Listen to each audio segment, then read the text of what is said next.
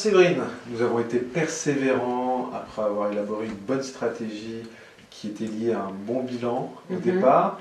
Nous avons des opportunités qui s'ouvrent. Alors, dans cette phase de négociation, quels sont les éléments clés?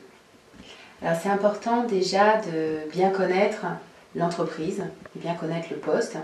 Donc si vous êtes à un moment de négociation, c'est que voilà, vous êtes bien avancé dans votre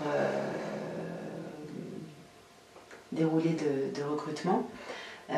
Donc c'est important de savoir, par peut-être des personnes qui sont à l'intérieur de l'entreprise, que vous avez pu rencontrer auparavant, qu'elles vous renseignent sur comment sont les conditions en interne.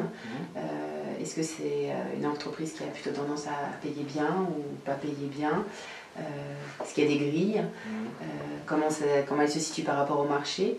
Comment vous étiez positionné avant? Savoir un petit peu si a priori vous allez pouvoir faire un bond ou si vous allez devoir faire des compromis. Donc c'est important de y aller en connaissance de cause. Voilà, qu'est-ce qui se fait sur le secteur, sur ce marché-là, dans cette branche, dans cette entreprise. Donc soyez conscient de ça.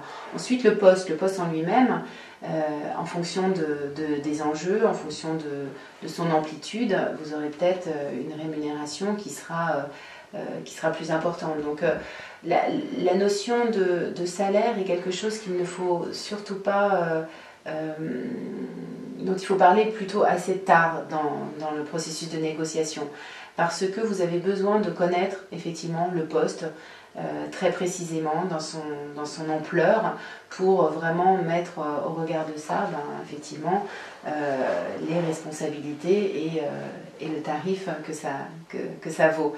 Donc si la personne vous demande quelles sont vos prétentions au tout début, essayez de botter en touche, essayez de ne pas répondre précisément.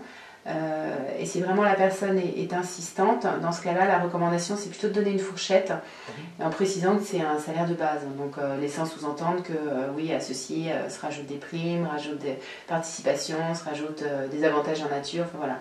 Donc, vraiment, la partie conditions salariales, c'est abordé plutôt à la fin.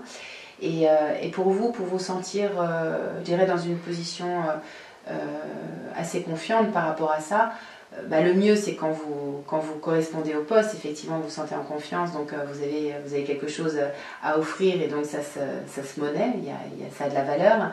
Mais si en plus vous êtes convoité ailleurs, c'est encore mieux, vous vous sentirez encore plus en confiance et puis vous pourrez faire jouer le jeu de la concurrence.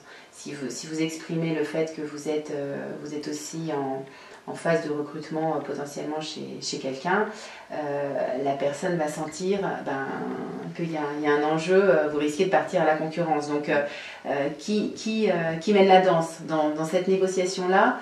C'est important de savoir, voilà, est-ce que vous pouvez mener la danse? Il faut que les personnes en face aient envie de vous avoir, vous. Donc ça c'est important. Et ça vous aide aussi parce que si jamais au final, pour une raison X ou Y, vous ne terminez pas dans cette entreprise, vous avez un plan backup. Donc c'est toujours important d'avoir plusieurs fers sur le feu. Ensuite, dans la négociation, sachez, ce que vous êtes prêt à lâcher. C'est important de savoir ce qui est convenable pour vous, ce qui est acceptable, ce qui est non négociable. Voilà, ça il faut l'avoir quantifié. Il faut savoir aussi que vous pouvez très bien négocier que les choses se fassent progressivement. Vous pouvez entrer à un certain niveau et demander à ce que votre rémunération soit revue à la hausse au bout de 6 mois ou au bout d'un an en fonction d'objectifs qui sont atteints. Enfin voilà, tout ça, ça peut se négocier.